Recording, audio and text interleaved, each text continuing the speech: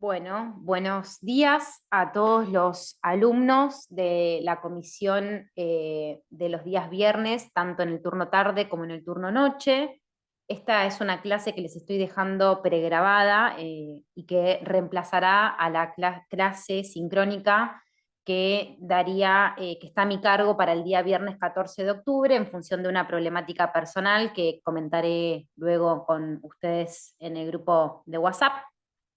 La clase que hoy está prevista, de acuerdo en el cronograma, es la clase correspondiente a la temática referida a los derechos económicos, sociales, culturales, y al mismo tiempo a todo lo que tiene que ver con el deber de progresividad, no regresividad, las medidas que debe adoptar el Estado en torno a garantizar los derechos económicos, sociales y culturales. Finalmente, también vamos a ver el caso Kisber Castro, y con esto damos inicio a la última unidad de esta materia que nos convocó anualmente, así que bueno, espero que sea de su agrado el contenido de hoy y que sepan que me encuentro a disposición para todas las clases, perdón, para todas las dudas que pudieran surgirle en torno al tema. Bien sabido es que los derechos económicos, sociales, culturales y ambientales, que son los que conocemos por sus siglas, los DESC o los DESCA, son considerados como parte de los derechos fundamentales, son derechos humanos. En este entendimiento gozan, al igual que el resto de los derechos humanos, por caso los derechos civiles y políticos, de todas las características que unánimemente les son reconocidos a estos derechos, que son derechos indivisibles, derechos universales, derechos interdependientes, inalienables y propios de la naturaleza humana. El reconocimiento de los DESCA está incorporado, incluido en la mayoría de los instrumentos internacionales, tanto del orden universal como también del orden regional, con un mayor o menor grado de detalle, ¿no? En el ámbito regional nosotros contamos con el artículo 26 de la Convención Americana de Derechos Humanos, que establece o determina de alguna manera el alcance de los DESCA. Básicamente, digamos, lo que podemos decir es que la determinación, ¿no?, de los alcances puntualmente puede provenir o de forma directa de lo que interpretemos que dice este artículo 26 de la Convención Americana, o en su caso se puede encontrar a partir de la práctica de analizar todas las decisiones interamericanas que se pronuncian sobre el alcance de los derechos económicos, sociales y culturales a partir de los derechos civiles y políticos. En línea con el voto concurrente, el voto que, digamos, sí, el voto concurrente o razonado también se denomina, que lleva a cabo el juez Cansado Trindade y Abreu Burelli, en el caso conocido como Niños de la Calle, que fue un caso, si no me equivoco, del año 2004, o sí, del año 2004, si no me equivoco, no, mentira, del año 1999, es un caso contra Guatemala en el cual la Corte tenía que analizar la supuesta violación o la alegada violación de los derechos humanos de un conjunto de niños que vivían en situación de calle y que se encontraban por demás, digamos, expuestos a todas las características o todas las situaciones de indignidad que pensamos de una persona que vive en esas condiciones, ¿no? En ese supuesto, la Corte, en ese caso, la Corte cuando analiza, entiende y abre todo un campo de interpretación que es emparentando todas esas prerrogativas que hacen de una vida digna. Básicamente lo que la Corte va a decir es que no alcanza con que el Estado garantice a las personas o a los individuos que están, digamos, bajo su tutela, el derecho a que su vida no les sea quitada de manera arbitraria, es decir, a que no los maten, sino que es necesario que el Estado garantice que las personas, al ejercer esa vida, al llevar a cabo esa, digamos, al desarrollar su vida, lo puedan hacer en condiciones materiales de vida digna. Y ahí es cuando la Corte lo que entiende, ¿no?, en el caso puntual de este Niños de la Calle contra Guatemala, es que el Estado no había garantizado que esos chicos pudieran acceder a una vida en condiciones de dignidad. ¿Por qué? Porque no tenían un lugar donde dormir, porque no podían acceder a la alimentación adecuada, porque desde ya no iban a la escuela, Y en ese contexto de extrema pobreza, la Corte lo que dice es que todas esas circunstancias hicieron o expusieron a los chicos para que estuvieran en un mayor peligro de pérdida de su vida, que es lo que finalmente había ocurrido en este caso. De ahí entonces que la Corte abre, digamos, todo un nuevo camino, un camino que fue posteriormente desarrollado, que es este referido a interpretar el alcance de los derechos económicos, sociales y culturales a partir de los derechos civiles. ¿Por qué? Porque lo que va a decir la Corte es el derecho a la vida, puntualmente, no es solo que no te quiten la vida o que te garanticen una vida, sino que esa vida que vos desarrolles la hagas, la lleves a cabo en condiciones de dignidad. Entonces, a partir de aquí se abre todo un campo de interpretación de distintas obligaciones que van a emerger para el Estado, en este caso el Estado de Guatemala, en torno a de qué manera garantizar esas, digamos, condiciones de vida digna. Entonces, el derecho supremo a la vida puntualmente va a proyectar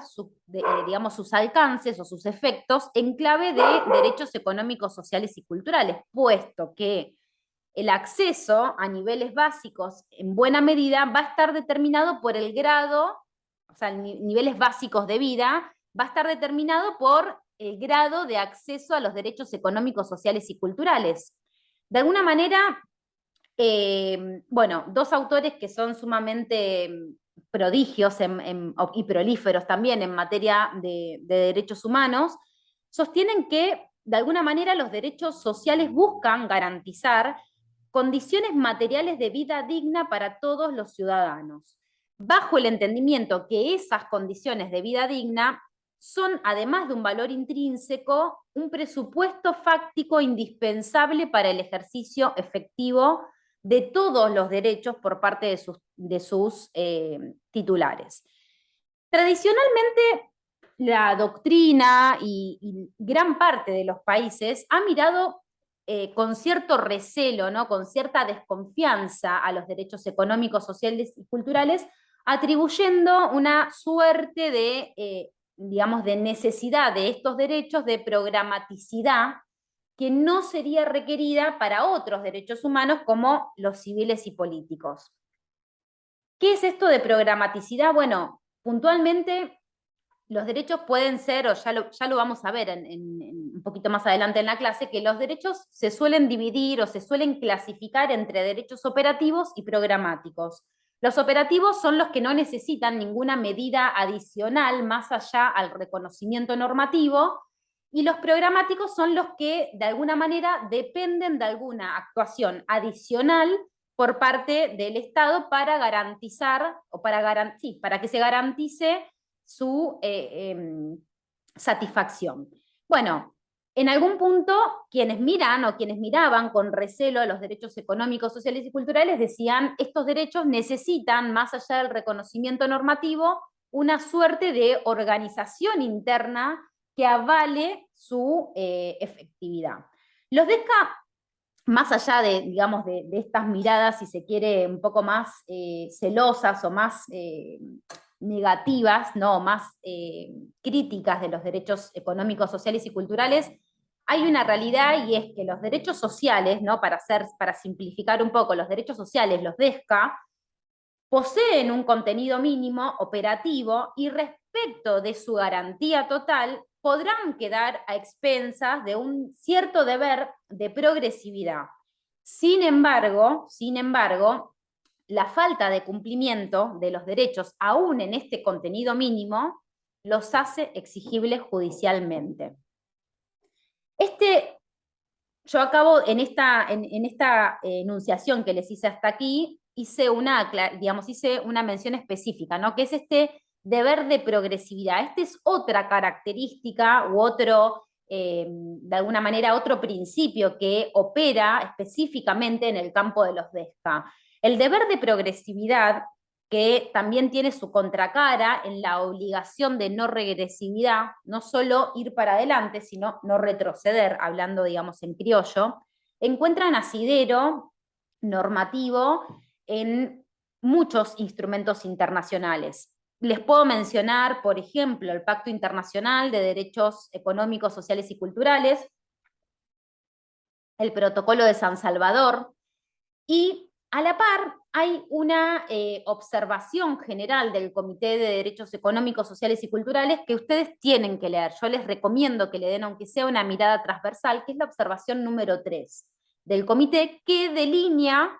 algunas implicaciones de estos principios rectores que deben ser mirados a la luz de las obligaciones generales que rigen para los estados, que son la de respetar, garantizar y proteger los derechos humanos en general, resguardando siempre el principio de igualdad y no discriminación. El reconocimiento por parte de un Estado de determinados de derechos, de cualquier tipo de derechos, genera la consecuente obligación de lograr la satisfacción de esos derechos. O sea, no alcanza con que los Estados simplemente tengan una hermosa constitución que incorpore los derechos económicos, sociales y culturales o que garantice en general los derechos humanos, sino que es necesario que los estados tomen una actuación mucho más activa en orden a que esos derechos sean reales, ¿sí? Se conviertan en una realidad. Esto significa que, de alguna manera, el reconocimiento de derechos va siempre de la mano, siempre, sin excepción, de la mano de distintas actuaciones por parte del Estado con miras a lograr la real garantía, ¿no? Justamente acá hay un punto que es el que tenemos central, ¿no?, en esta clase, que es entender lo siguiente, y hay que recordar, el hecho de que el Estado tenga que hacer algo para garantizar los derechos, indudablemente tiene una traducción económica, es decir, que el Estado lleve a cabo alguna medida de acción, implica necesariamente que el Estado gaste dinero, ¿sí? Gaste dinero en orden a llevar a cabo esa actuación. Bueno, sin recursos no hay derechos. Y así como los presupuestos son, de alguna manera, el mejor reflejo de las verdaderas prioridades de los estados, los sistemas tributarios también tienen que reflejar, a su vez, la contribución de todos los actores para solventar esos derechos. Más allá entonces de las políticas no específicas que pueda adoptar el Estado en orden a garantizar los DESCA, hay un campo de mayor debate que se abre cuando se incluye el fenómeno de la corrupción en el campo de los derechos sociales. Un problema gravísimo que afecta a gran parte de los países del mundo y de la región y que se traduce en los hechos en peores niveles de acceso a los derechos, afectando puntualmente a todas las personas, pero en particular a las que se encuentran en una situación de mayor vulnerabilidad y que dependen, ¿no?, del Estado para conseguir los derechos. La lucha contra la corrupción es un deber imperativo de todos los gobiernos que, puertas adentro de cada estado, debe traducirse necesariamente en políticas públicas, distintas políticas públicas o canales de control para disminuir, ¿no?, la brecha entre la garantía de los derechos y efectivamente esta desviación posible del erario público con fines, digamos, ilícitos, como de alguna manera es la corrupción. La consecución de este tipo de medidas contra la corrupción es muy importante y tiene una incidencia puntual en el campo de la garantía de los derechos económicos, sociales y culturales, porque la realización de estas políticas no es solo una contribución al bien común, sino que también es la causa final del Estado, este deber de erradicar cualquier conducta, ¿no?, de malversación de un bien en beneficio de un privado, porque de alguna manera permite esto también que los estados puedan cumplir con todas esas obligaciones internacionales, ¿no?, que asumen, que han asumido a la hora de aceptar y adherir a un tratado o a un instrumento internacional. Digamos, en el último tiempo ha estado cada vez más vigente, ¿no?, en la agenda política de la región y del mundo, cuál es la incidencia de la corrupción, y lo cierto es que la corrupción tiene un altísimo, altísimo impacto negativo sobre los derechos humanos, como también, en definitiva, digamos, así surge de alguna manera de la Convención de las Naciones Unidas contra la corrupción, que específicamente habla de una plaga insidiosa, ¿no? Que afecta a todos los estados del mundo, socavando particularmente a las personas que se encuentran en una peor situación. La corrupción por sí misma es una violación de derechos humanos, porque no solo atenta contra el derecho fundamental a una buena administración, sino también que impide que los estados cumplan, ¿no?, con sus obligaciones internacionales. Entonces, en esta línea, ¿no?, de lo que estamos, digamos, de lo que vamos a ver un poquito hoy, lo que vamos a observar es que un gran obstáculo que incide en la garantía de los derechos humanos, y aunque no es el motivo de la clase, con lo cual no lo voy a desarrollar a profundidad, tiene que ver con hacer una lectura transversal de cómo incide esta corrupción, que lamentablemente es, digamos, una circunstancia o una situación necesaria, digamos, o una variable necesaria en el análisis sobre la garantía de los derechos humanos. Pero bueno, me interesa, habiendo hecho digamos, esta introducción sobre lo que vamos a ver ahora,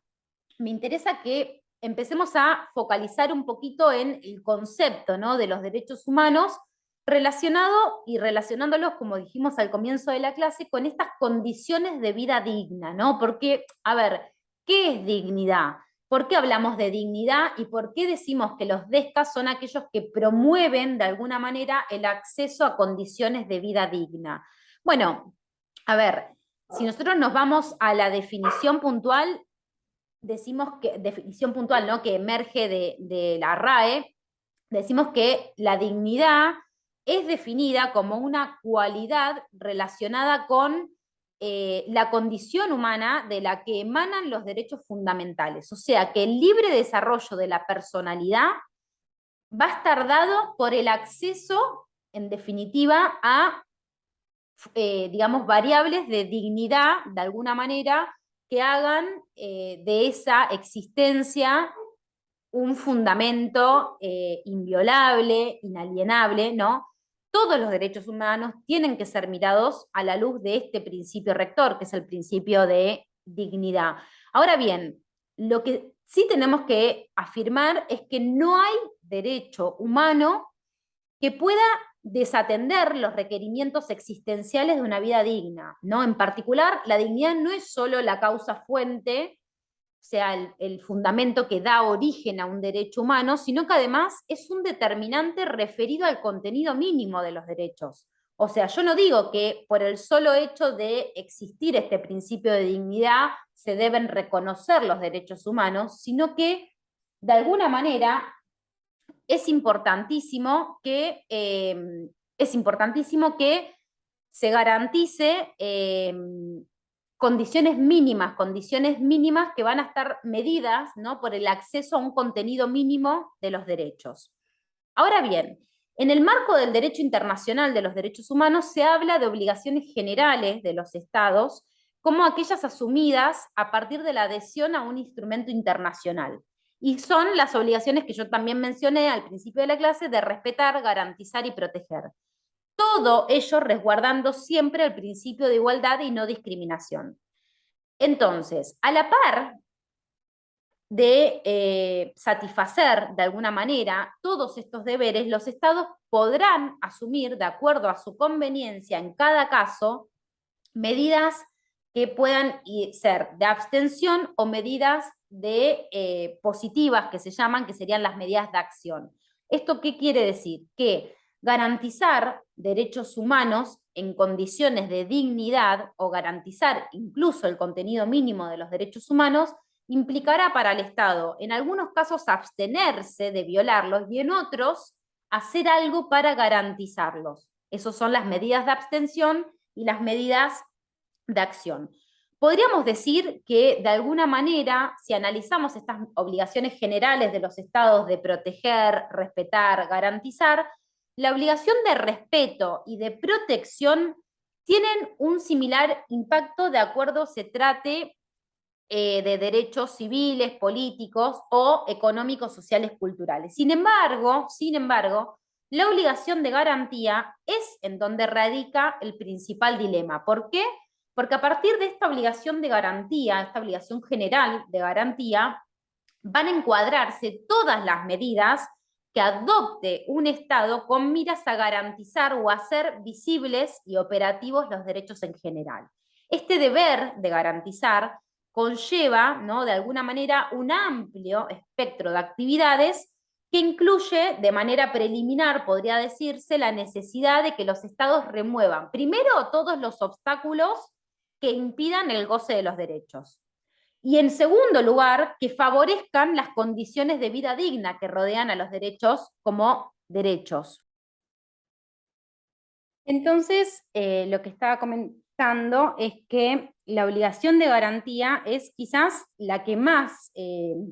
resquemores genera o la que más interesa, ¿no?, a la hora de pensar qué es lo que hace el Estado para lograr la consecución de los derechos.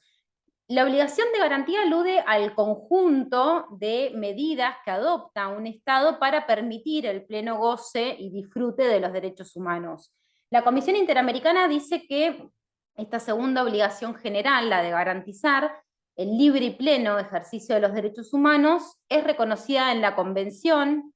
a toda persona sujeta a la jurisdicción de un Estado. Implica el deber de organizar todo el aparato gubernamental y en general todas las estructuras estatales a través de las cuales se manifiesta el poder, ¿no?, del Estado, el poder público, de manera tal de que sean capaces de asegurar jurídicamente el disfrute de los derechos fundamentales. De alguna manera, esta obligación de garantizar los derechos humanos encuentra sustento en los casos concretos a partir de la aproximación gradual, ¿no? Cuando hablamos de los derechos económicos, sociales y culturales, a la par de esta garantía del contenido mínimo, tenemos que no desconocer la operatividad del principio de progresividad, ¿no?, el funcionamiento y la incidencia de ese principio de progresividad o deber de no regresividad. Justamente, no, cuando hablamos de garantizar derechos, no hablamos de todo o nada, no es que se garantiza todo o no se garantiza nada. Alcanza, o al menos se espera, ¿no?, de los estados que no puedan garantizar todo, se espera la posibilidad de que haya un acercamiento cada vez progresivo, ¿no?, cada vez más cercano a garantizar la totalidad o el contenido fundamental total de esos derechos. En el ámbito de los derechos económicos, sociales y culturales, este deber de garantía de los estados encontró muchísimos obstáculos. Sin ánimo digamos, de ser exhaustiva, pero sí a los efectos de que ustedes puedan conocerlo, hay una realidad, y es que desde sus orígenes, discursivamente, los derechos sociales eran considerados como derechos de un segundo nivel, ¿no? Como consecuencia,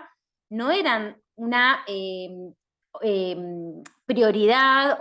no eran una prioridad primaria para los estados. Muestra de ello es patente si se analiza las discusiones sobre la teoría de las generaciones de los derechos. Habrán escuchado ustedes que comúnmente, muchos aún lo mantienen, nos hablan como los derechos de primera generación, en alusión a los derechos civiles y políticos,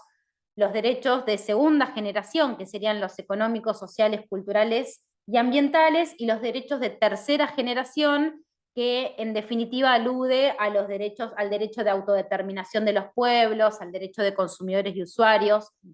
Bueno, por mucho tiempo se intentó, incluso se logró instalar una suerte de jerarquía entre cada generación, como si los derechos civiles y políticos fueran más importantes que los derechos, por ejemplo, económicos, sociales y culturales. Bueno, Antonio Cansado Trindade, este juez tan prolífero de la Corte Interamericana, se refiere a esta cuestión de las generaciones de los derechos como la fantasía de las generaciones. Él entiende que en relación con los derechos humanos en general, opera como una suerte de acumulación. No es que uno está por sobre otro, sino que los derechos van emergiendo, van siendo reconocidos y se van acumulando y sedimentando estos reconocimientos. Tenemos que contextualizar necesariamente que la protección de los derechos económicos, sociales y culturales dio lugar a muchas discusiones, si nosotros lo pensamos desde un plano comparativo en relación con los derechos civiles. Es decir, se ha discutido mucho más en torno a los derechos económicos, sociales y culturales que en torno a los derechos civiles y políticos. El resultado de estas discusiones indudablemente colocó en una situación de desventaja a los derechos económicos, sociales, culturales, que parecería que tienen un valor menor que el resto de los derechos. Bueno, la discusión acerca de la justiciabilidad, por ejemplo, de los derechos sociales, también es un punto o un obstáculo que ha operado en materia de derechos sociales. De alguna manera, aun cuando deben ser entendidos los derechos integralmente como derechos humanos, sin jerarquía, exigibles todos por igual, muchas veces se ha pensado que los derechos sociales no resultaban exigibles o la exigibilidad era un poco menos patente que en torno a los derechos civiles y políticos. Con lo cual, de alguna manera, su aseguramiento por parte de los estados es reducido y tiene como principal víctima a las personas que se encuentran dentro de lo que la Corte Interamericana ha considerado como los grupos vulnerables, ¿no? Que son aquellos que regularmente se ven impedidos se ven impedidos del acceso, mejor dicho, a condiciones de existencia digna. También un impacto no menor está dado por la diferenciación entre los derechos operativos y los derechos programáticos, ¿no? Ciertos instrumentos internacionales, como por ejemplo el Pacto Internacional de Derechos Sociales, la Convención Americana y su protocolo facultativo, sujetan la realización de los derechos sociales al deber de progresividad. Al contrario sensu, parecería que los derechos civiles y políticos han gozado desde siempre de una garantía de plena operatividad, como si no existiera para ellos, al menos desde lo discursivo, ¿no es cierto?, que la necesidad de que el Estado deba adoptar medidas para su realización. Esta idea, que está arraigada, ¿no?, en la comunidad jurídica del mundo, parece desconocer las implicancias del principio de interdependencia de los derechos, lo que es igual a decir que el goce de los derechos civiles y políticos muchas veces se ve impedido cuando a la par no se garantiza el acceso a los derechos económicos, sociales y culturales y viceversa. Lo cierto es que no tenemos que obviar acá que aunque podamos relacionar, podamos decir que los derechos económicos, sociales y culturales dependen para su operatividad de acciones del Estado, de medidas de acción positiva por parte del Estado, y que por ende se pueda considerar que estos derechos son programáticos o de operatividad derivada, como dice la Corte en el fallo que vamos a ver hoy, la realidad es que hay un contenido mínimo que debe asegurarse necesariamente. Es un contenido mínimo, es un núcleo duro exigible, ¿no?, invariable, que los estados no pueden desconocer, y esto va a operar tanto para los derechos civiles y políticos como para los derechos económicos, sociales y culturales. ¿Esto qué quiere decir? Que las obligaciones generales de las que veníamos hablando, esta de respetar, garantizar y proteger, no se limitan a satisfacer el contenido mínimo. El contenido mínimo tiene que ser asegurado. Ahora, lo que vamos a discutir es cómo actúa el Estado en orden a garantizar algo más que el contenido mínimo, con miras a garantizar la totalidad del contenido o alcance de un derecho. Bueno, me interesa que nos centremos un ratito en de qué hablamos, ¿no?, en la pregunta de qué hablamos cuando hablamos de progresividad. Tradicionalmente los derechos civiles y políticos se han caracterizado por exigir, para su libre ejercicio y pleno goce, una conducta permisiva del Estado. ¿Esto qué quiere decir? permisiva o cuanto menos no intervencionista, ¿no? Es decir, que el Estado no obstaculice, que hable, que por ejemplo garantice los derechos civiles o garantice los derechos políticos y no los obstaculice. Por oposición a eso, los derechos sociales, por su contenido, reclaman un rol más activo del Estado. Esto se traduce, ¿no?, en que en definitiva la satisfacción involucra un mayor esfuerzo estatal, especialmente en el diseño de políticas públicas a mediano, a largo plazo y a la creación de programas que pongan en marcha la ejecución. La expresión progresiva efectividad se usa con frecuencia para que podamos describir la intención del Estado en orden a esto de para lograr progresivamente la plena efectividad. Algunos autores sostienen que esta obligación de progresividad tiene como, de alguna manera, o se resume en dos conceptos centrales. El primer concepto va a estar dado por la gradualidad de las medidas que deben ser adoptadas por el Estado, y el segundo por el progreso del deber estatal de mejorar las condiciones de goce y ejercicio. Lo cierto es que esta obligación o esta característica, ¿no?, del deber de progresividad parte de una premisa fundamental. ¿Y cuál es esta premisa? Es la premisa de que la satisfacción plena de los DESCA no es posible, al menos en el corto o en el mediano plazo. En otras palabras, es como que parte de la base de admitir que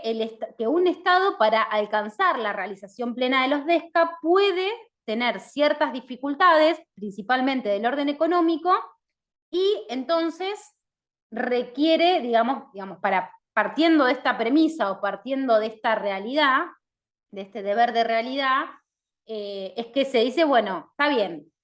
hay una dificultad, lo cierto es que se admite la existencia de esa dificultad, que puede ser de cualquier orden político o económico, pero el Estado va a estar obligado a hacer algo para superar esa barrera. De alguna manera hay una obligación, digamos, por parte del Estado, ¿no? Hay una obligación de organizar todo su aparato gubernamental para avanzar progresivamente en la realización, y esto puede involucrar no solo actividades u obligaciones de comportamiento, sino también de resultados, ¿no?, que se van a ir cristalizando, a ir sedimentando en determinados pisos, en la determinación de pisos de satisfacción. Y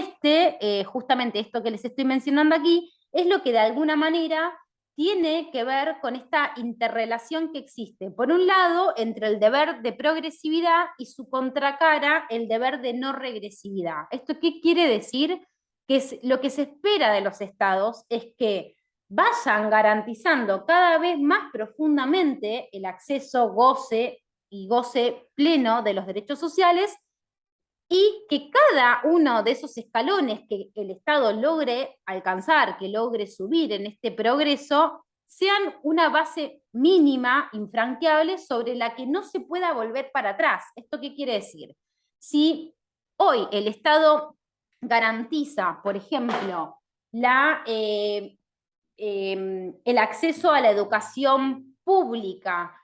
primaria y secundaria, no podría suceder el acceso a la educación pública gratuita, ¿no? Me refiero a la educación primaria y secundaria, no podría suceder que mañana el Estado decidiera no garantizar más la educación secundaria, al menos en el acceso gratuito. Esto quiere decir, no solo el Estado avanza y se espera que vaya progresando, ¿no?, por ejemplo, en los niveles educativos o en la oferta de niveles educativos para todos sin discriminación alguna,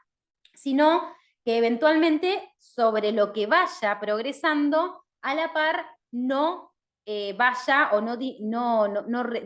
retroceda. El deber de progresividad va a estar mediado, ¿no?, por una obligación fundamental, o por un impacto fundamental, que es el impacto que tiene la utilización del máximo de los recursos disponibles. Si ustedes se detienen un chiquitín en el artículo, en el Pacto Internacional de los Derechos Económicos, Sociales y Culturales, o en el artículo 26 de la Convención Americana, que hablábamos hace un ratito, van a ver que no solo el Estado debe garantizar progresivamente, sino que también debe hacerlo utilizando el máximo de los recursos disponibles. Esto quiere decir que van a ser dos obligaciones que se entrelacen, ¿no? Porque ¿cómo va a cumplir el Estado este deber de progresar? Utilizando el máximo de los recursos disponibles. Van a ser dos deberes, de alguna manera, que van a estar entrelazados y unidos intrínsecamente para el Estado.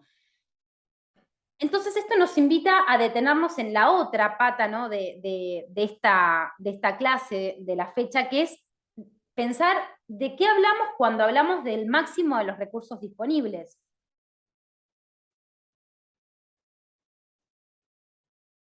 Nuevamente, el Pacto Internacional de Derechos Económicos, Sociales y Culturales, la Convención Americana, el Protocolo de San Salvador, prescriben el deber que tienen los estados de utilizar el máximo de los recursos disponibles para la consecución. Pero ¿a qué se refieren? Bueno,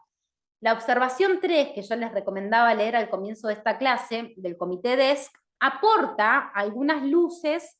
a estos interrogantes, ¿no? Y refiere que el párrafo primero del artículo segundo nos habla de la necesidad de que se utilice hasta el máximo de los recursos disponibles. Para que cada uno pueda atribuir la falta de cumplimiento, o sea, para que los estados puedan decir que no pueden cumplir con una obligación de garantía del contenido mínimo en torno a un derecho social, y que ese incumplimiento lo puedan atribuir a la falta de recursos, tiene que demostrar haber realizado todo el esfuerzo en utilizar los recursos que se encuentran a disposición para satisfacer con carácter prioritario esas obligaciones mínimas. O sea que no alcanza con que el Estado demuestre haber hecho sus mejores esfuerzos, sino que lo que tiene que demostrar es que tenía recursos disponibles y que los utilizó por completo, y en ese entendimiento, aún utilizándolos por completo, resultó insuficiente para garantizar el contenido mínimo de los derechos. O sea, de ninguna manera nunca se va a eliminar como resultado de las limitaciones presupuestarias las obligaciones de cumplir con un derecho. Cuanto mucho, lo que va a suceder es que se habilitará, o sea, que ese incumplimiento no va a repercutir en una responsabilidad internacional del Estado. O sea, que el Estado que atribuya un incumplimiento en los derechos a la falta de recursos tendrá que demostrar, es decir, tendrá que probar haber intentado usar el máximo de los recursos. Hay otros instrumentos más allá de esta observación 3, podemos hablar, por ejemplo, de los principios de Limburgo, que son principios sumamente fundamentales a la hora de pensar, digamos, qué significa esto del deber de asignar el máximo de los recursos. Bueno, los principios de Limburgo, puntualmente entre el principio 25 y 28, refieren que el Estado se obliga a garantizar a todos los ciudadanos los derechos mínimos de subsistencia, independientemente del nivel de desarrollo, y no pudiendo pararse ante la ausencia o insuficiencia económica para desatenderlos. O sea que, de acuerdo a este documento del soft law, que también va a ser reforzado en las directrices de Maastricht, que habla de que la escasez de recursos no libera a los estados del cumplimiento de las obligaciones mínimas, hay un contenido mínimo que tiene que ser garantizado. Ahora bien, en este afán de, luego de garantizar ese contenido mínimo, el cumplimiento del deber de progresividad y los subsiguientes escalones en los grados de garantía que logre un Estado respecto de un derecho, dependerán de los recursos con los que cuente ese Estado, y para no incurrir en responsabilidad internacional va a ser necesario que el Estado de alguna manera pueda probar haber utilizado la totalidad de los recursos. De alguna manera, estos dos instrumentos que les mencioné, por un lado los principios de Limburgo, que les recomiendo que lo lean, y las directrices de Maastricht, se encuentran en línea con la interpretación que hace, ¿no?, el Comité DESC en la observación general número 3, y en simples palabras, lo que se espera, ¿no?, si tuviéramos que llevarlo al criollo, lo que se espera es que los estados den debida prioridad a la asignación de recursos con miras de garantizar los derechos económicos, sociales y culturales. Ahora bien, no es ocioso, digamos, y es al contrario, ¿no? Resulta importante mencionarles un punto central, ¿no?, para que ustedes reflexionen. No es ocioso que el principal instrumento que desarrolla los derechos económicos, sociales y culturales, que es el PIDES, o sea, el Pacto Internacional de Derechos Económicos, Sociales y Culturales, haga una referencia a la asignación de recursos fijando ciertas pautas que tienen que guiar la actuación estatal. Es decir, que el derecho internacional de los derechos humanos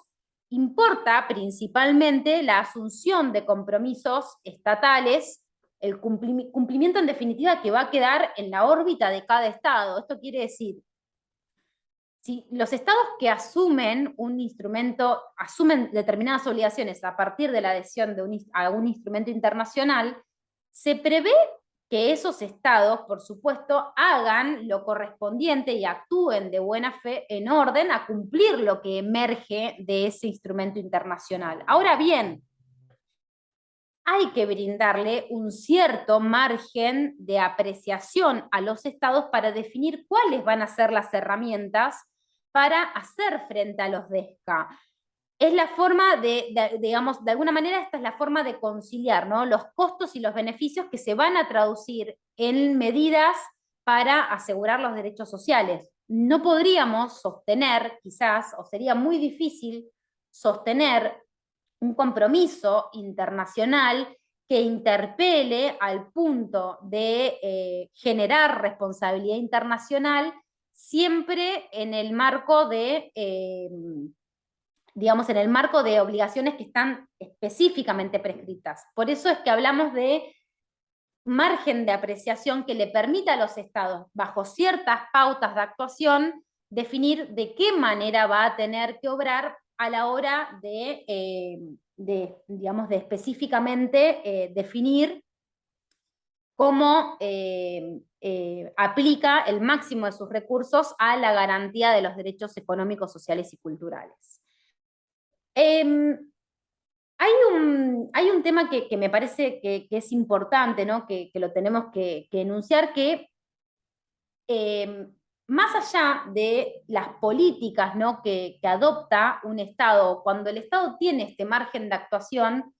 tenemos que pensarlo un poco en perspectiva, ¿no?, porque en ocasiones el Estado puede tener loables objetivos y llevar esos objetivos a la realidad a partir del análisis de determinadas políticas que vaya generándose a lo largo de, digamos, de los espacios internos de cada Estado. Lo cierto es que una determinada política puede mostrarse a priori como comprometida, ¿no?, en términos de justicia, y aplicada a la realidad concreta en determinados contextos, su resultado puede ser discutible en términos de equidad. Y esto es importante que lo tengamos presente, porque justamente es un factor que va a ser crucial en el entendimiento del caso que vamos a analizar, que es el caso Kirchner-Castro. Es importante que las políticas, digamos, que se gestionen a nivel estatal puedan favorecer a la movilización del máximo de los recursos, pero de alguna manera se tiene que permitir el respeto, ¿no?, y digamos, de todo lo que tiene que ver con las implicancias de garantizar, digamos, de garantizar los derechos sociales en general. El cumplimiento de obligaciones generales, y en particular la obligación de garantizar los DESCA, posee, por un lado, una faz teórica y una faz práctica. Si existe una falla en cualquiera de ellas o en ambas, se produce un quiebre capaz de generar responsabilidad internacional. La fase teórica se traduce en la elaboración de políticas o de medidas de acción pública capaces de atender a una realidad concreta. Y la fase práctica va a surgir de la aplicación, ¿no?, de esas políticas a la realidad. Muchas veces una medida puede estar precedida de arduos estudios, concienzudos análisis y loables fines. Sin embargo, su aplicación en la vida real no arroja los resultados que acordes, digamos, o necesarios. Para equilibrar estos desfasajes, hay un segundo momento que es una fase, digamos, un segundo momento en la fase práctica, que es la fase de control y que también hace a este ciclo vital de garantizar los derechos sociales. Mediante efectivas medidas de control, los estados pueden monitorear el grado de efectividad y progresividad de una política en clave de derechos humanos. Cuando el control falla, es insuficiente o directamente no existe, puede darse un quiebre en términos de acceso a los derechos que significan un obstáculo y por ende combinan la responsabilidad internacional. Hace unos minutos yo les hablaba de esto de el ciclo de garantía de los derechos. ¿Qué es el ciclo de garantías? Bueno, lo primero que el Estado tiene que hacer es reconocerlos, ¿no? Ponerlos en palabras, incorporarlos, introducirlos al mundo jurídico interno de un país, de un país X. Lo segundo que tiene que hacer es, de alguna manera, protegerlos y garantizarlos. Esta protección va a estar dada por remover obstáculos, ¿no?, medidas de abstención, y la garantía, como venimos diciendo, está dada por la consecución de cauces o de herramientas, ¿no?, políticas para poder lograr digamos, la plena efectividad de los derechos. Ahora bien, dentro de esta obligación de garantía está la etapa del control, que es una etapa fundamental, porque muchas veces un adecuado control permite modificar, permite arreglar los problemas que puedan darse en la vida real en la aplicación de una determinada política pública. Y eso puede ser lo que en definitiva impacte, ¿no?, de alguna manera en la garantía real de los derechos humanos. Acá un llamado puntual, ¿no?, que tengo que hacer, que es estas instancias, ¿no?, de control que tiene que existir en los estados, de alguna manera, junto con el derecho de acceso a la información, es una precondición para el ejercicio de los derechos y a la vez es un derecho individual, porque no solo existe el derecho de acceder a la información, sino que muchas veces el acceso a esa información permite instrumentar mejoras en las políticas que se puedan tomar. Bueno, y obviamente que todo esto tiene que ser mirado transversalmente con el fenómeno de la corrupción, al que hice referencia al comienzo de esta clase. Si tuviéramos que pensar, o digamos, para empezar a hacer una breve conclusión antes de irnos al caso Kisber Castro, deberíamos decir, digamos, en orden a lo que vinimos exponiendo, que nuestro país, como el resto de la región, ha sido escenario en las últimas décadas de importantes transformaciones, tanto en el plano económico, social, institucional, cultural, demográfico, entre otros espacios. A la par de eso, se vislumbra un reclamo que es cada vez más sonoro, cada vez más patente, cada vez más visible, que es la necesidad de asegurar instituciones democráticas preocupadas por las demandas de la sociedad. En particular, existe una demanda, ¿no?, de inclusión social que es fruto de una sociedad como la nuestra que está, digamos, de alguna manera atravesada por contextos muy graves de desigualdad, por brechas muy grandes de desigualdad. En el campo de las políticas públicas no estuvo exento de todas estas transformaciones o de estos nuevos paradigmas. Por el contrario, los derechos humanos son pensados en la actualidad como un programa que guía las políticas públicas de los estados a partir de un cuerpo de principios, estándares, principios rectores, ¿no?, estándares, que de alguna manera tienen el propósito de incidir en la calidad de los procesos democráticos de protección de los derechos humanos, como, por ejemplo, los sistemas de administración de justicia, por ejemplo, los mecanismos de participación política, las instancias públicas de control, ¿no? Las oficinas o la situación de los estados en épocas electorales. La idea es que podamos identificar que los derechos sociales comparten la naturaleza propia del resto de los derechos y todos son considerados derechos humanos. Si bien fuimos repasando distintos obstáculos, escollos, barreras, ¿no?, que han existido y que se mantienen, aunque quizás con menor envergadura al día de hoy en torno a los DESCA, y las proyecciones que su garantía propone, la satisfacción cada vez más amplia de estos derechos conlleva la necesidad de que los estados utilicen todos los recursos que tienen disponibles, lo cual plantea dificultades que son sumamente, digamos, que no son menores, sobre todo en estados como el nuestro, ¿no?, con una economía tan zigzagueante.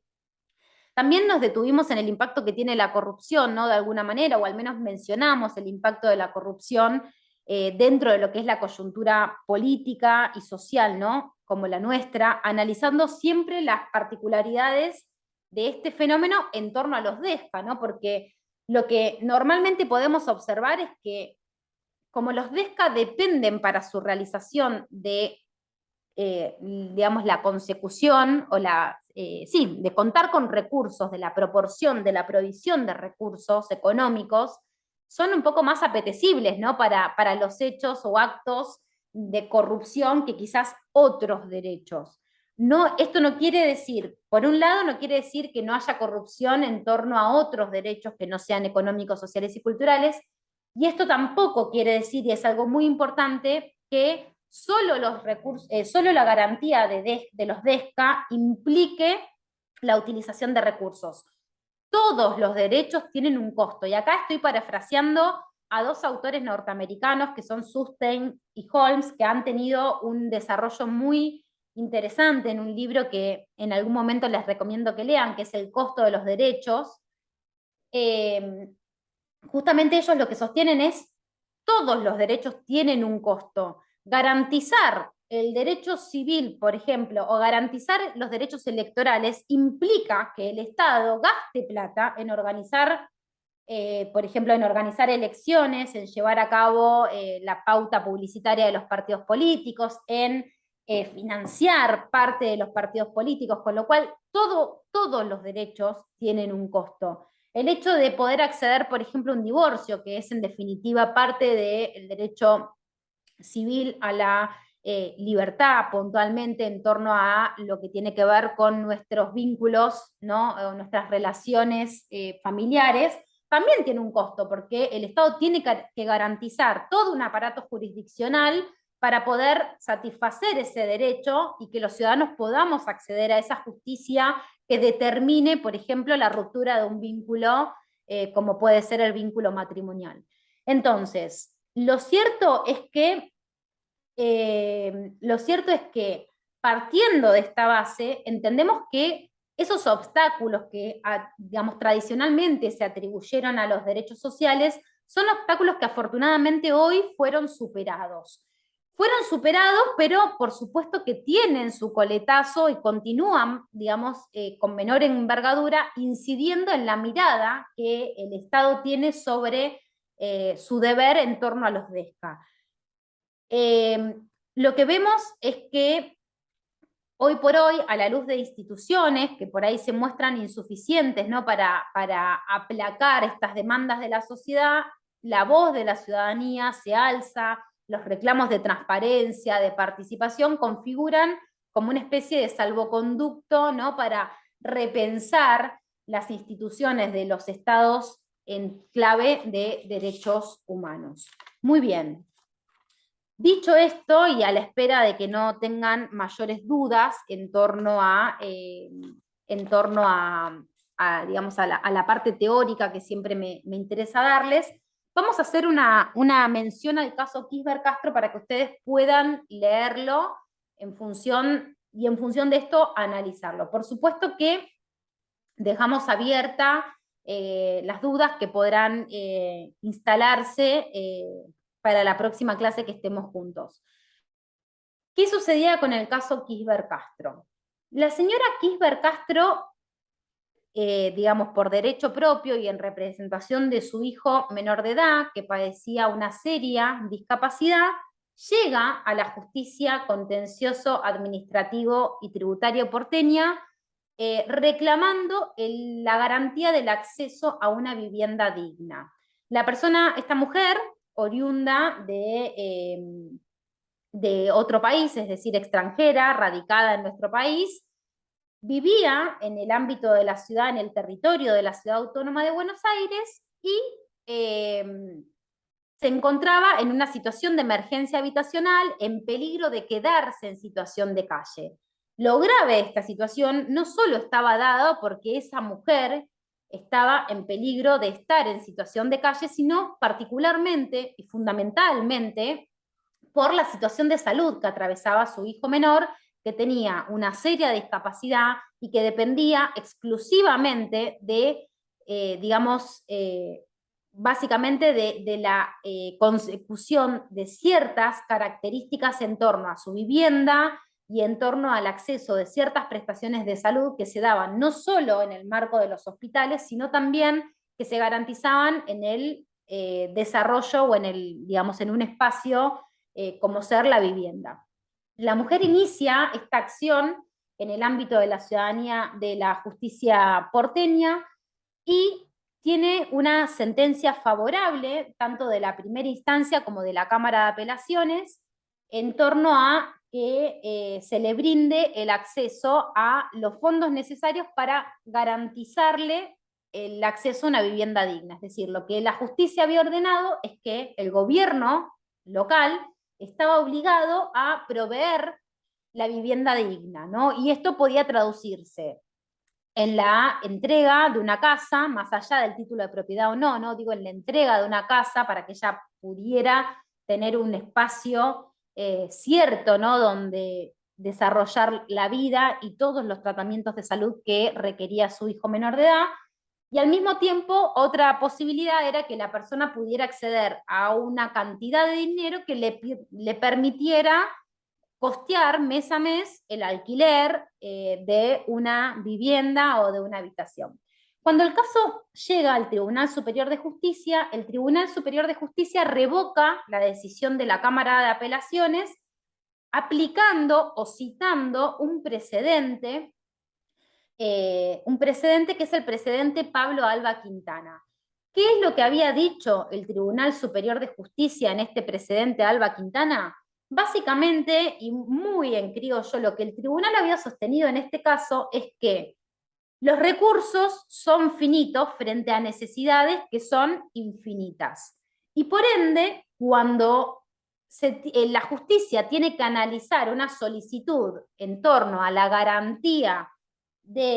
al alcance de la obligación de garantía del Estado local, lo tiene que hacer mirando especialmente esta circunstancia de los recursos que no son infinitos. A partir de ahí, las obligaciones que se puedan requerir por parte del Estado local, o por ende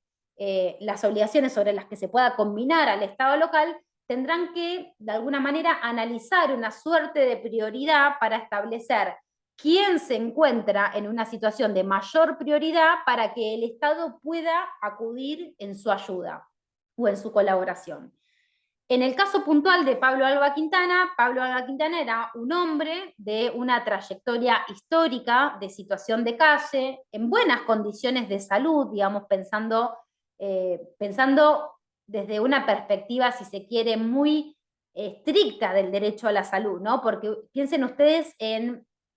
que la salud es más allá de, digamos, es algo más que estar bien físicamente, ¿no? Implica la salud emocional, implica la salud mental, la salud psicológica, y podemos decir que una persona que tiene una trayectoria de calle, es decir, que no accede ni siquiera a un espacio donde dormir, un espacio que lo proteja de las inclemencias del clima, está bien, y bueno, quizás decir que está bien es muy generoso. Podemos decir que no se encuentra afectado físicamente. Bueno, esto es lo que sucedía con Pablo Alba Quintana. Era un hombre que no había terminado la secundaria, que no había podido incorporarse al mercado laboral, ni siquiera informal, y que aún siendo joven y estando en edad laboral, es decir, no demostrando un problema o una diferenciación en torno a esa cuestión, estaba en situación de calle. La justicia, el Tribunal Superior de Justicia, en el caso puntual, decidió que Pablo no era el más vulnerable entre todos los vulnerables y por ende que no era una prioridad para el Estado local. Desde esta perspectiva, lo que muchos críticos a este caso del Tribunal Superior mencionan es como que el tribunal lo que hizo, ¿no? con este fallo era establecer una suerte de ranking, ¿no? Uno tenía que llegabas a la justicia y para de alguna manera lograr que tu condena sea favorable, ¿no? a tus pretensiones en el ámbito por lo menos del Tribunal Superior, tenías que demostrar ser el más pobre entre los pobres o demostrar ser la persona con mayores padecimientos dentro de las personas con padecimientos de salud, por ejemplo, y esa circunstancia era la que de alguna manera eh, habilitaba al tribunal o a la justicia para reconocer un deber del Estado de asistencia como individuo. Bueno, cuando el caso de Kisber Castro, de Sonia Kisber Castro y su hijo llega al TCJ, el TCJ lo mira, analiza, reflexiona el caso a partir de los estándares fijados en este precedente que les comento, que es Pablo Alba Quintana. Y el Tribunal Superior de Justicia decide entonces que ni Sonia ni su hijo revelaban una situación de tal prioridad que ameritase la condena al Estado local para garantizar los derechos que se encontraban vulnerados en el caso, ¿no? El derecho a la vivienda, el derecho a la asistencia integral para esta familia monoparental integrada por una mamá y su hijo con serios padecimientos de salud.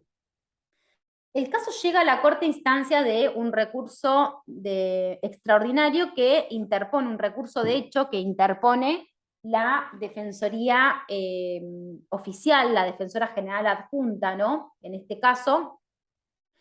Y cuando el caso llega a la Corte lo analiza, ¿no? Y la Corte lo que va a analizar son varios factores. Por un lado, va a analizar cuál es el contenido y alcance del derecho a la vivienda.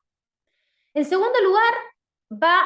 una vez definido el alcance del derecho a la vivienda, va a analizar la política pública del Estado de la Ciudad Autónoma de Buenos Aires, del Estado local, demandado en estos autos, para ver si esa política pública era constitucional en clave de derechos humanos, es decir, si lograba garantizar el contenido mínimo del derecho a la vivienda, ya ni siquiera hablando del deber de progresividad o de la garantía total, ¿no? El contenido mínimo del derecho. Y en función de eso iba a tomar la decisión que finalmente toma. ¿Qué datos son los interesantes o qué datos son los que ustedes no pueden perderse en este análisis del caso de la Corte? Bueno, en primer lugar, digamos, en torno a la primera cuestión que tiene que ver con definir el alcance del derecho de acceso a una vivienda digna, la Corte va a decir, ¿no? que el derecho en sí mismo estaba garantizado, se encontraba incorporado, no solo en la Constitución Nacional, sino también en la Constitución de la Ciudad Autónoma de Buenos Aires. Y para poder determinar el alcance de este contenido, la Corte recurre al ejercicio del control de convencionalidad acudiendo a la observación general número 4 del Comité de Derechos Económicos, Sociales y Culturales en torno al contenido del derecho a la vivienda digna. ¿Qué decía esta observación? Básicamente, la observación, en esta observación, el Comité DESC se detiene a analizar, ¿no? Puntualmente el Pacto Internacional de Derechos Económicos, Sociales y Culturales y entiende que garantizar el acceso a una vivienda adecuada implica garantizar 7 características que no me las acuerdo de memoria, pero a grandes rasgos hablamos de la accesibilidad, hablamos de la tenencia, de la seguridad en la tenencia, hablamos de la adecuación cultural y, digamos, y adecuación también, adecuación en términos generales, entre otras cuestiones que, bueno, ya las verán ustedes en el fallo. A lo que voy, porque eso no es lo importante, es que el Comité DESC, en el desarrollo de esta observación, alude a que garantizar el contenido mínimo del derecho a la vivienda implica garantizar de alguna manera una solución frente a determinadas problemáticas que se presenten que garantice el acceso a estas 7 características. De ahí entonces que la obligación de garantía de los estados, a la luz de esta observación general número 4, va a estar mediada por cumplir con esos bullets, con esos ítems que había desarrollado el Comité DESC en torno a el derecho a la vivienda adecuada. Pues bien, aquí lo que se daba es que puntualmente el TCJ, digamos, en la solución, en la sentencia que llega apelada por recurso de hecho, digamos, a la Corte Suprema, directamente no había reconocido el derecho a la vivienda, ni siquiera en su contenido mínimo, por cuanto lo que había sucedido puntualmente es que había revocado la decisión de la Cámara, entendiendo que esta familia no requería o no era apta para la asistencia del Estado, pensando en términos de prioridades estatales y de insuficiencia presupuestaria. Bueno, la Corte lo que dice es, en primer lugar, el contenido del derecho a la vivienda adecuada es este. Con lo cual, lo que yo voy a hacer ahora es, habiendo definido el alcance y contenido del derecho a la vivienda adecuada, voy a analizar la política pública que tiene la Ciudad Autónoma de Buenos Aires en torno a la vivienda, al acceso a la vivienda adecuada de las personas en situación de vulnerabilidad. Pues bien, ¿en qué consistía esa política pública que tiene el Estado y que al día de hoy mantiene? En la provisión de una cantidad de dinero que va a estar determinada por las características del grupo familiar que solicita, y es una entrega condicionada de dinero, es decir, el Estado local te da plata mes a mes y vos, como contraprestación, para recibir la cuota siguiente de esa plata, tenés la necesidad de acreditar ante el Ministerio de Desarrollo Social que, digamos, acompañar la factura,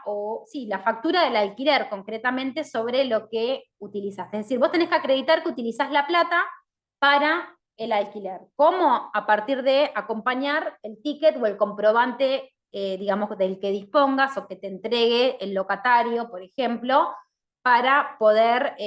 acreditar la situación. Ahora bien, esta entrega de plata, este subsidio, que se llama subsidio habitacional, no solo tiene un límite económico, sino que también tiene un límite temporal. ¿Por qué? Porque la política local lo que establece es que se podrán entregar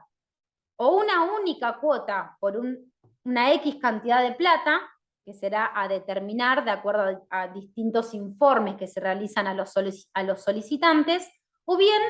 una entrega de cuotas mensuales de hasta 10 cuotas mensuales con la posibilidad de recibir 2 cuotas extraordinarias acreditando circunstancias extraordinarias. O sea que hay un límite temporal. El límite temporal está dado por, en el mejor de los supuestos, 1 año de subsidio o una cuota única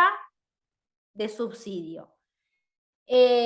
La mujer, Sonia Kisber Castro, había accedido a este beneficio. Es decir, ella accedió al programa que está gestionado por el decreto 690 del Poder Ejecutivo Local, había accedido, había cobrado las 12 cuotas, es decir, las 10 más las 2 extraordinarias, y cuando llega a la justicia de primera instancia, lo que reclamaba es que su situación de vulnerabilidad, la situación que la había llevado a ser beneficiaria del subsidio originalmente, no había cesado, es decir, se mantenía, porque ella continuaba estando sola a cargo de su hijo con un padecimiento. Al estar sola en el país a cargo de su hijo, con este padecimiento, ella se veía imposibilitada de salir a buscar un trabajo porque no tenía red de contención, ni mucho menos plata para pagar un sueldo de alguien que cuide al niño. Con lo cual era todo un círculo vicioso en el cual ellos no podían salir de esta demanda de asistencia del Estado. Cuando Sonia llega a la justicia de primera instancia, lo que reclamaba es la continuidad en el cobro de este subsidio, o en su caso, la entrega de una vivienda para que ella pudiera dejar de alquilar. La justicia de primera instancia le hace lugar a este pedido, la Cámara lo confirma, y cuando llega al TCJ sucede lo que les vengo comentando, que es que el TCJ revoca la decisión, con lo cual le quita, ¿no?, este derecho a Sonia de continuar recibiendo, de mantenerse inscripta en el subsidio habitacional. La Corte lo que dice, más allá, una vez que define el alcance y contenido, es que esa política analizada a grandes rasgos no cumple con las condiciones previstas por el comité DESC, en la observación 4 que comenté hace un ratito,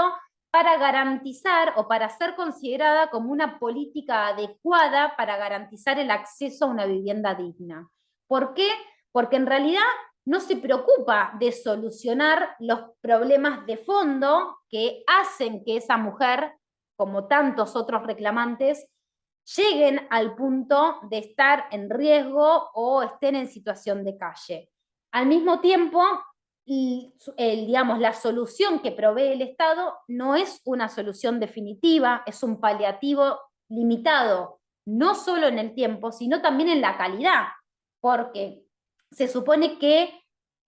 cuanto menos integrantes del grupo familiar requirente tiene esa familia, o sea, si es una familia compuesta por una única persona o por una persona y un hijo, como era el caso de Sonia, no se meritaba la situación particular de vulnerabilidad de Sonia estando sola, sin red de contención, o Sonia con un hijo con una seria discapacidad, sino que cuanto menos son, menos plata te corresponde, porque el Estado lo que presume es que vos no necesitas alquilar una mega casa de 3 habitaciones, sino que con alquilar una casa chiquita de condiciones mínimas, alcanzás para cubrir tu necesidad. Otra cuestión que también analiza la Corte en esta sentencia es que la entrega de plata ni siquiera estaba actualizada en el sentido de que lo que recibía como subsidio no le alcanzaba para alquilar una casita, mucho menos para alquilarla en condiciones de formalidad, es decir, con un contrato digamos, con un contrato que asegure derechos para todas las partes, ¿no?, de la prestación. Sino que lo que sucedía es que con ese dinero, Sonia quizás solo alcanzaba a vivir en un hotel de condiciones muy indignas, con baño compartido, sin cocina, o en el mejor de los supuestos con cocina compartida. Con lo cual, nada, es decir, ella no tenía asegurada ni siquiera un contenido mínimo del derecho a la vivienda.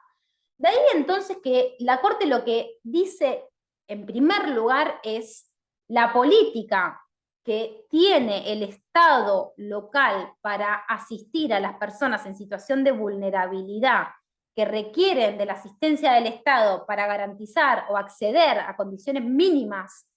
de vivienda, no es suficiente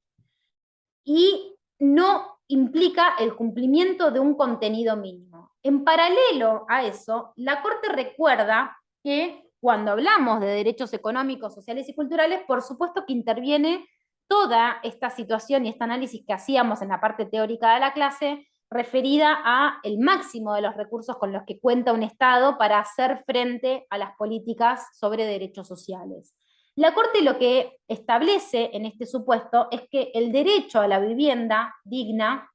como derecho económico, social, cultural, es un derecho que accede a una característica, que es la de ser un derecho de operatividad derivada. ¿Qué es de operatividad derivada? Básicamente digamos, la lectura que tenemos que hacer de este caso es que la Corte no quiso decir que el derecho a la vivienda es un derecho operativo, pero tampoco quiso decir que el derecho a la vivienda es un derecho programático. Entonces inventó esta tercer categoría, que es los derechos de operatividad derivada. ¿Qué son los derechos de operatividad derivada? Aquellos cuya realización plena es posible, pero está sujeta a una suerte de control de razonabilidad por parte del Estado.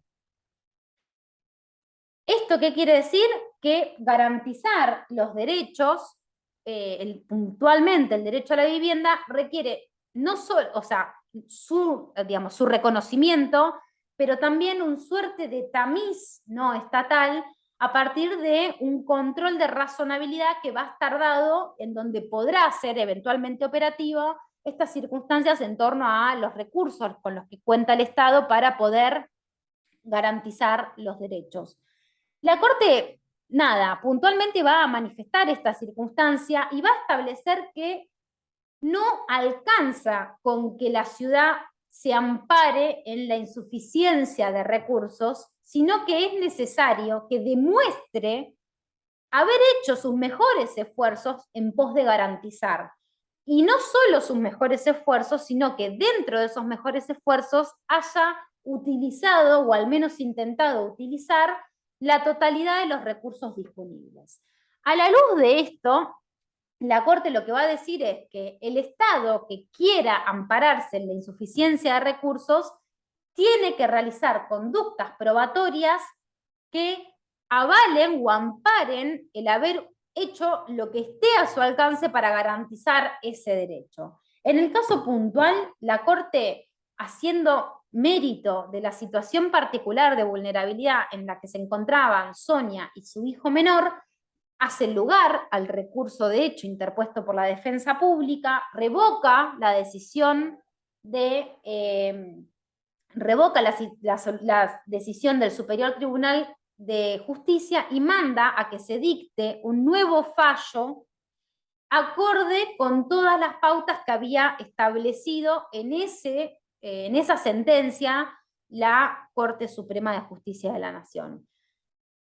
En los hechos, finalmente se dictó una nueva sentencia. Esa nueva sentencia ordenó la provisión a Sonia de una vivienda en condiciones adecuadas, y cuando hablo de adecuación, hablo puntualmente de las necesidades que requerían este hijo menor de edad. La casa se le entregó de manera definitiva, esto quiere decir que se le entregó a ella mientras ella estuviese radicada en este país para que pudiera tener seguridad en torno a garantizar condiciones mínimas para no solo su vida, sino puntualmente la de su hijo menor de edad. Sonia finalmente, hace aproximadamente 2 años atrás, decidió volver a radicarse en su país de origen, con lo cual ella hoy, digamos, ha continuado su vida en su país, y esta casa no es que quedó a nombre de ella, que fue una discusión que se dio en el marco judicial, porque digamos, en el marco de la ejecución de la sentencia, lo que el Estado decía es: yo te aseguro que mientras estés en nuestro país, en Argentina, y puntualmente radicada en la Ciudad Autónoma de Buenos Aires, vos vas a tener esta casa que va a ser tuya, nadie te la va a poder quitar y vas a tener seguridad en la tenencia. Pero de ninguna manera la sentencia de la Corte Suprema, ni mucho menos los instrumentos internacionales merituados por la Corte para fallar como falló,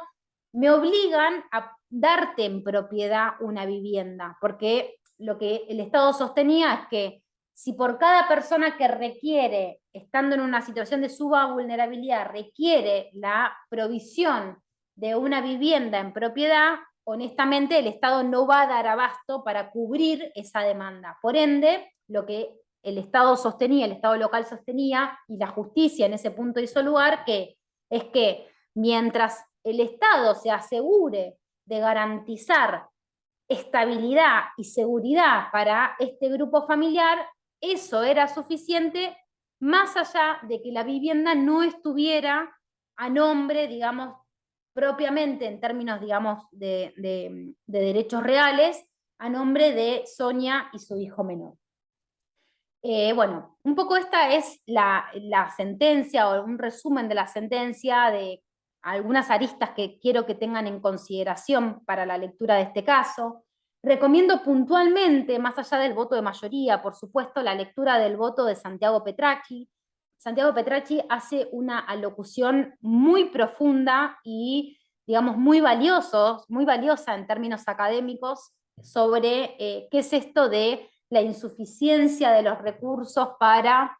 garantizar los derechos sociales o cómo opera, ¿no?, un poco esta salvaguarda o este salvoconducto con el que cuentan los estados a la hora de pensar en el alcance de los derechos sociales. Los invito a que lo lean, el caso en el voto de mayoría, puntualmente el voto de Santiago Petracchi, con estos ojos. Y bueno, de esta manera damos terminada la clase de la fecha.